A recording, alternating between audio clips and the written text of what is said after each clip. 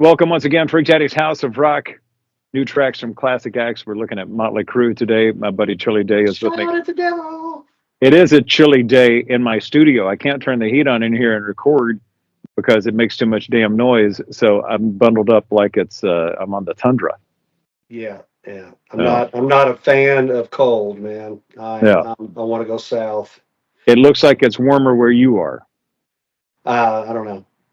Well, Yeah, you're not bundled up. it might be. It might be. You're Yeah, you're not bundled up. You're yeah. not. It's weird. Like the where I do my podcast and where practice with different artists down in my basement. It's not even tolerable right now. So I'm gonna have to figure that out. But yeah, I'm Yeah. upstairs, nice and warm. So. Well, if I prep up in here, I can get it nice and warm because I got a big heater, but it's so noisy because it's just one of those big, Oh, okay. Okay. just Yeah. yeah. I mean, it's comfy when I turn the heat on, but I would have been able to turn it on before we started recording. I would not be bundled up like I am. But Yeah. You look like so Manduck of the North, man. yeah, that's right. Yeah, I'm doing what I can. Well, So glad to be here, man. yeah, Episode 2. Motley Crue is who we're looking at. They got the new track "Dogs of War."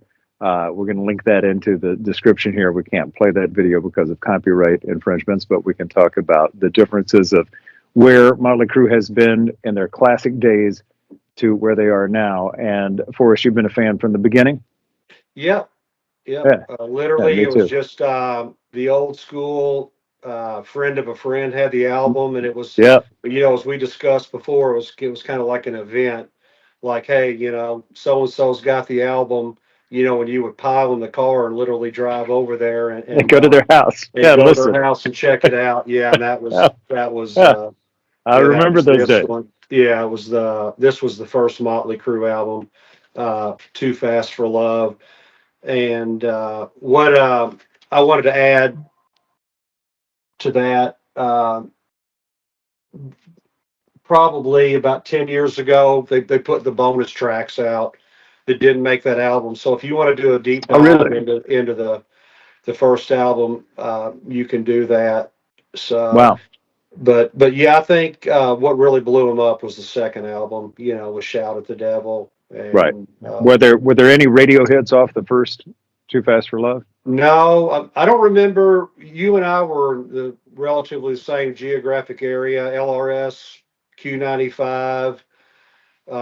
Occasionally, you could pick up Double Q, your old station. Yep. I don't remember.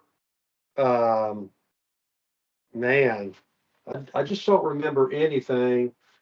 Um, Shout at the Devil really just broke them out. I mean, yes, that yeah, was the track that. yeah, it was. I think the first video off "Shout at the Devil" was "Looks That Kill." Oh yeah, And what an awesome riff! yeah. No, That's it's a great one. Yeah, definitely the riff and roll days yeah. of rock, and Mars, Mick had a definite. He had his own style. I I think. loved I love McMars, and what I've heard, according to sources, I'm assuming I don't think I've heard this out of Nikki Sixx's mouth necessarily, but the band felt like Mars held them back because he just didn't have the talent. He wasn't necessarily a Randy Rhoads type of player, but you're right. I mean, he had great hooks, great Yeah, and great tone. I mean, if you got a good hook, you got a good tone. You don't need all the other crazy flash. But apparently, they didn't think he was on the par of some of the other guitarists that were out at the time.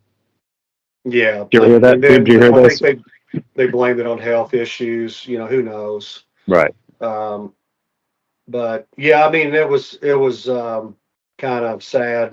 I'm not. I'm a John Five fan, and kind of wish he would have stayed with. God, who was he with? Rob Zombie, but Oh, you he's been know, with Zombie before. yeah, and I think that, and then before that, Marilyn Manson. Oh, yeah, But that's right.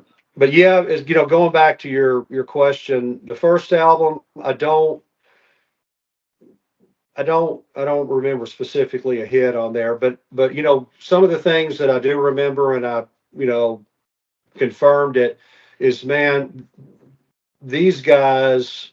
earned it. I mean, Hmm. they work their asses off, and what's really cool is they financed the initial album themselves, Hmm. and they literally, with no record label, I think they sold out the Palladium in Hollywood as an unsigned Really? act.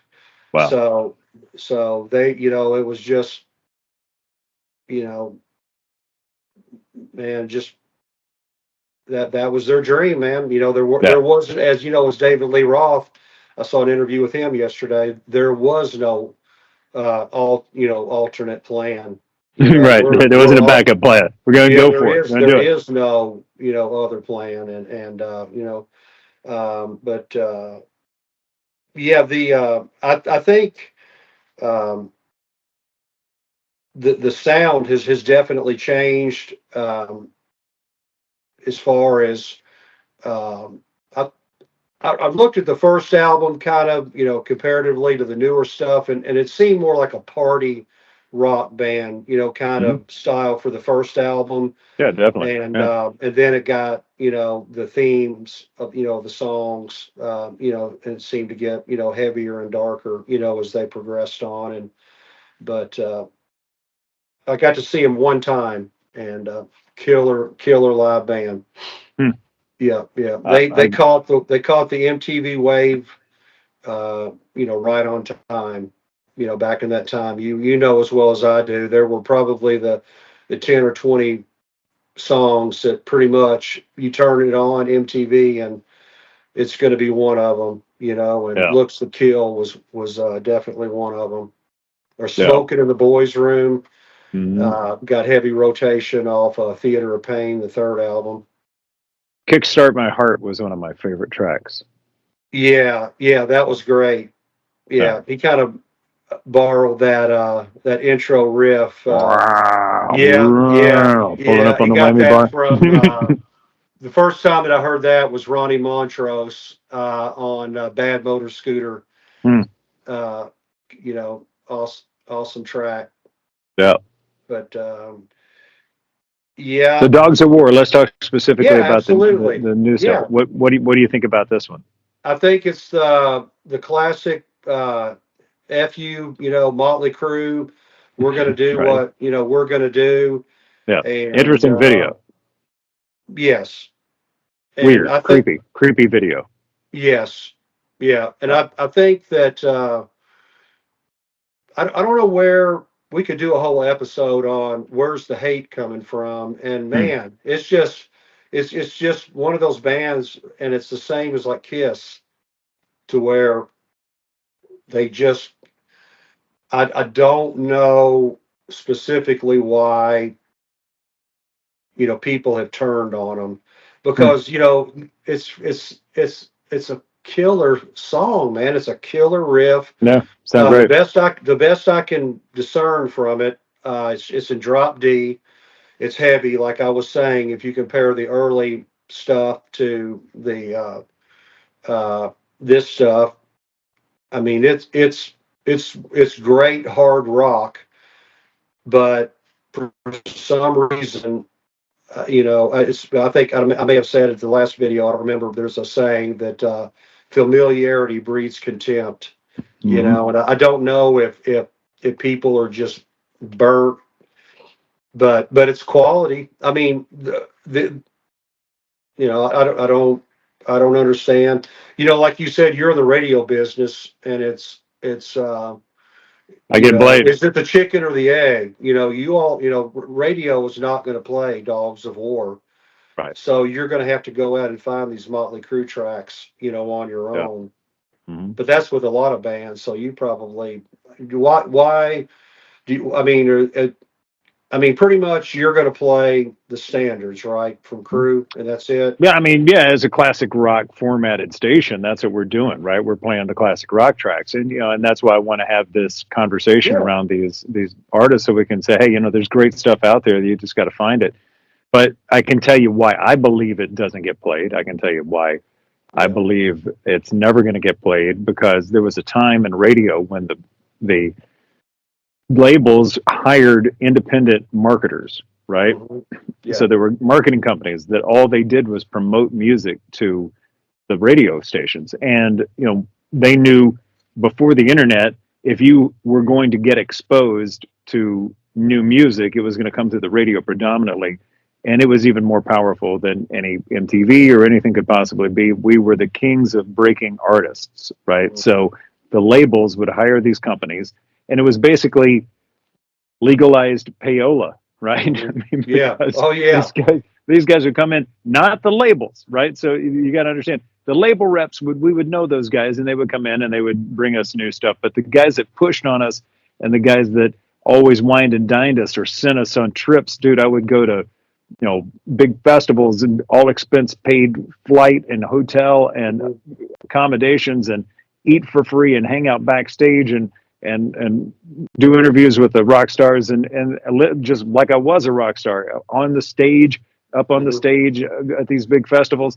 And, I did that for years with a company picking up that bill, and that has changed, right? So there's not the investment into this artist's career, and then that's not happening anywhere. I mean, if anybody is getting any attention, it's because they've bootstrapped it themselves and they're out there doing it. Now, fortunately, when you've had that behind you, as many of the artists did in the 80s and the 90s and even further back into the 50s, 60s, and 70s, where it was before they figured out how to legalize it and people were getting in trouble, like Alan Freed.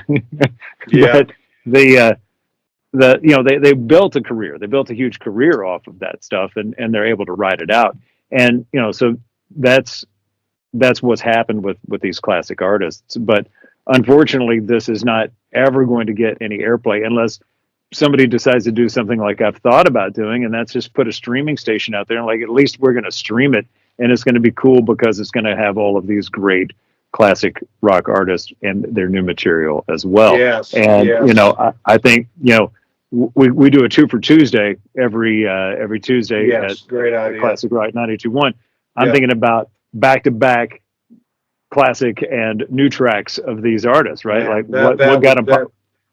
Love it. So I mean, I'm seriously considering that. So that may be coming in the not so distant future, a streaming platform to get these guys exposure. I mean, anybody can pick it up and listen to it at any time, but just for the fact of saying, hey, dudes, I'm still here for you. Yeah. I'm still here for you like I've always been. That's it. No doubt. It's interesting because I was doing a deep dive for this, kind of interview and different subject matters on that, and the Everywhere Gene Simmons popped up in there, and he said the reason, basically exactly what you're saying, is the infrastructure of the music industry is gone. Totally gone. And nothing like you. And there's nobody to, like you said, there's nobody to promote it, anything like that. But it's interesting that the producer of that Motley Crue, I think he produced the first one, the one with Dr. Feelgood, and then this last one, Bob Rock. His band was named Payola. So is that right? That was interesting. Yeah.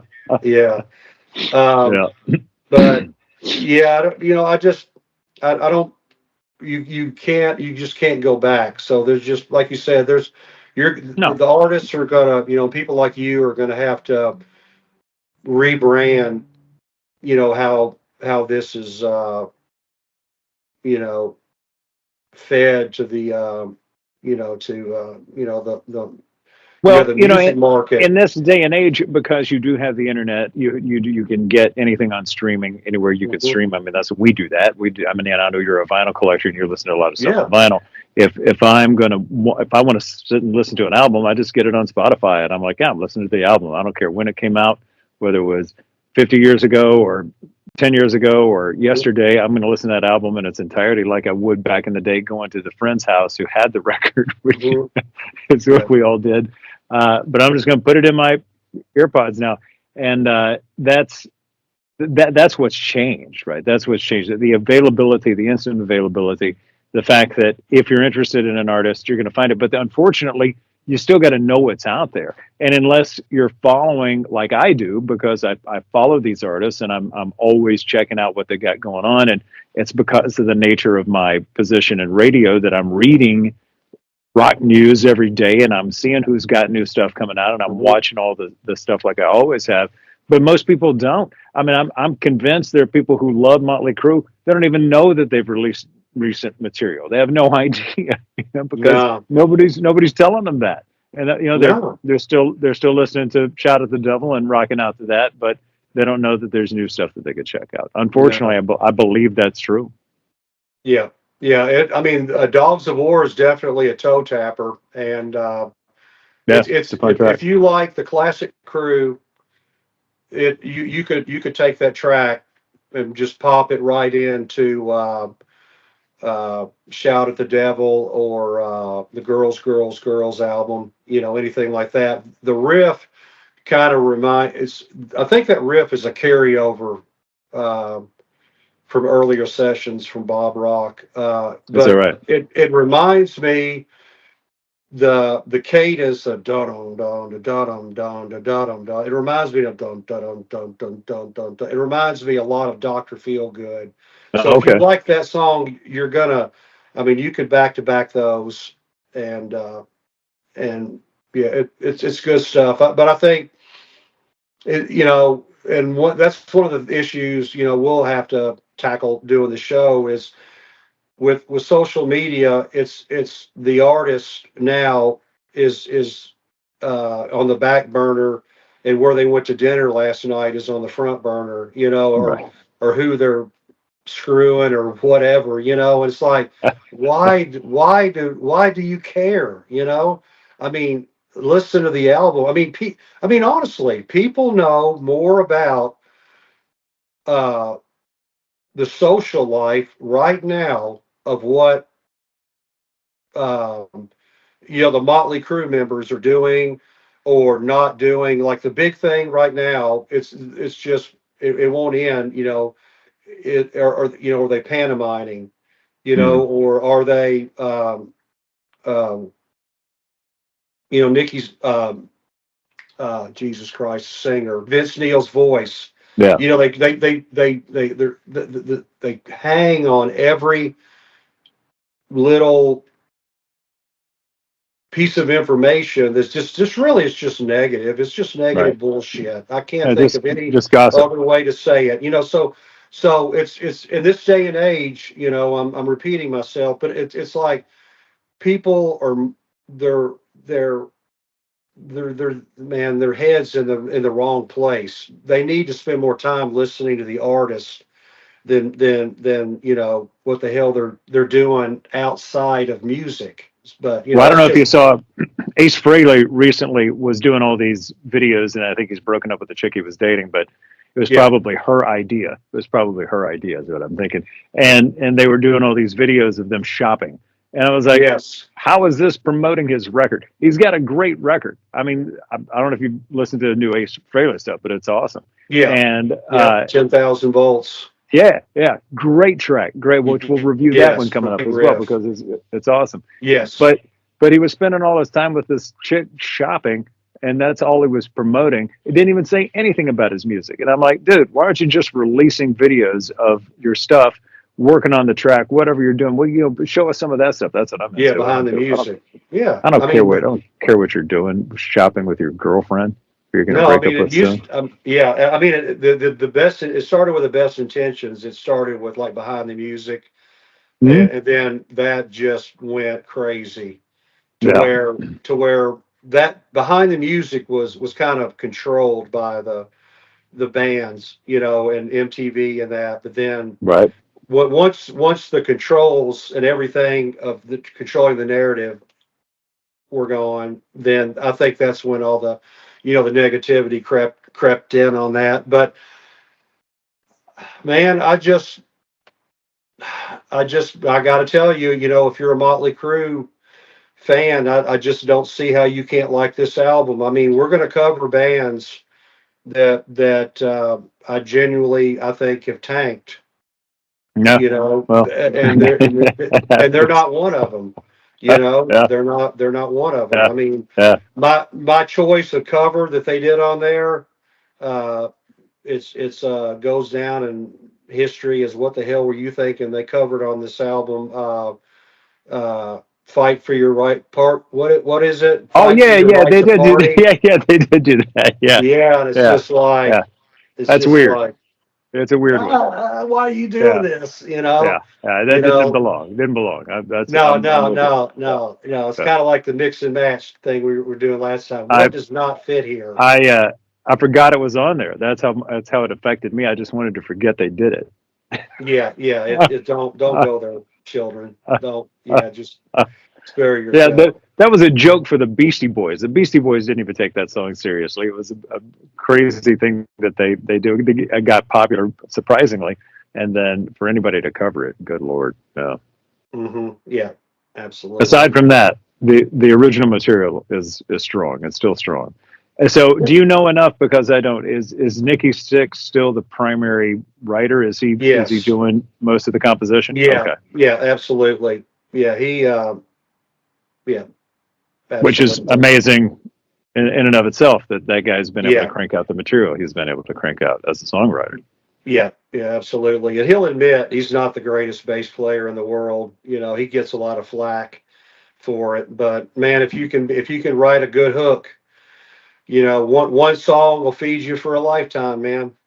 Not being You able to know? play bass well has not stopped Gene Simmons from having a huge career. No, no, no, not at all. Hey, man, I don't think I think half the show Sid Vicious never played a note for the Sex Oh, is that right? Pistols. No But yeah, surprise. yeah, I think he got better as the tour went on. Their only tour, but As long as your mojo is bigger than your inability to play, right? That's all that yeah, matters. yeah, you got to look good. But so yeah, we're going to cover. Uh, I'd like to cover Judas Priest because I think they're one of the bands that has Hmm. not leveled off. Yep. And like I think you said, who were some of the other bands you want to? David Gilmour's stuff I think is great. It's not Pink Floyd. Yes. It's a different vein. But I'm really enjoying the stuff that he's released. I haven't listened to the new Eric Clapton yet. I know he's got some stuff out. I want to check that out. Rolling Stones, Hackney Diamonds. I know Oh it's yes, yeah, yeah, yeah, about a yeah. I year would old love to now, do but that one. Yeah, great album. yeah, yeah. I'll pull those alternate covers out that I was talking to you about before on the Rolling Oh yeah, Stone yeah, albums from the ballparks. That's really cool. yeah. So yeah, maybe we can do the Stones next. Unless you're. Um, I'm down. I'm going to let you call that, man. Whatever yeah, you let's do want. the Stones. Let's do the Stones next, Yeah, and you're yeah, the we'll kind collector. of. Yeah, and that'll be awesome to kind of go back and revisit the early Rolling Stones. And I did get Hmm. to see him on the last tour. Man, I know. I whew, know. I'm a man, little Mick bit jealous. Jagger, dude, Still killing just it. killing it, Hmm. killing Yeah. it. I don't know. These guys just defy age. Well, he works his ass off. Like before that tour, he was months and months ahead of it, just training and getting prepared and getting his body in shape and getting his voice in shape and everything ready to go out there and tour like that because he knows what it demands. He's been doing it his entire Hmm. life. He knows you can't Yeah, get off the sofa and it's like, you can't get off the sofa and go run a marathon. You got to train into yeah, that thing. yeah, And it's the same thing for a tour. I don't know where he went, but he did it, and it's amazing. So what I've seen of it, I didn't see it live, but I've seen highlight reels. Sounded incredible, just an amazing performer as he's always yeah. been. One of the greatest one-liners before we wrap it up here.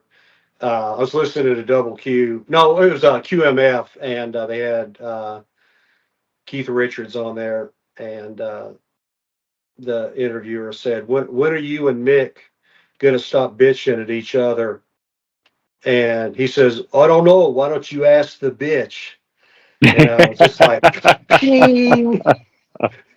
I just thought, whoa, man, that was right off the cuff, Yeah, man. yeah, that's awesome. That is. So those guys are, yeah, we got to do the Stones. But We got to they've do held the it together. Stones. They've held it together. That's amazing. Well, we'll do that one next episode, whenever that will be. We got Yeah, to get our yeah. schedules. We'll do it first week of the year. We'll get the next one out. We're going to get the smoothed out, Yes, and because we're recording this on Christmas Eve here. How about that? yes, we Happy are. holidays, my Yeah. friend. So I Yeah, hope everybody, 2024 going into 25. I hope you have a great year, and just one day at a time, folks, and just keep fighting the good fight. that's right. Keep your feet on the ground. Keep reaching for the stars. You That's what got that Casey would right. say. Yes, sir. Chilly day. Thanks for hanging All out. Freak right, Daddy's Freak House of Rock. Daddy. God bless you, my friend. You too, brother. Bye bye.